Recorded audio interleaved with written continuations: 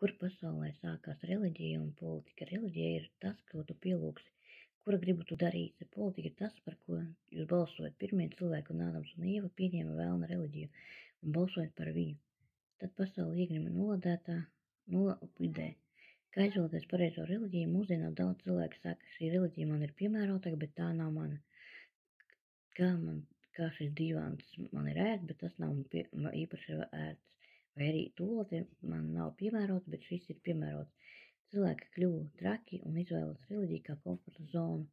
To teica Ādams un Ieva un izvēlējās, tas mums ir tuvāk, tas man ir sātanisks cilvēks. Tāpat domā par to, kas vēlams man piedāvā, lai tā ir man labāka Dievs cilvēkam iedeva. Zemi kā savu īpašumu sātans izmantoja politiku un reliģiju, ir sagrābis varu savos kavās, lai pareizi izprastu aktuālos jautājumus, atbrīvotos no reliģijas un sātana politikas, abonējiet Taltrinko programmu kanālu, rakstiet man, ja jums ir nepieciešama garīgā saziņa un lūkšana. Es priecāšos sazināties ar jums un palīdzēt jums par daļu no dzīvās baznīcas tiešsaitē. Lai Dievs jūs svētī un pasargā. Āmen.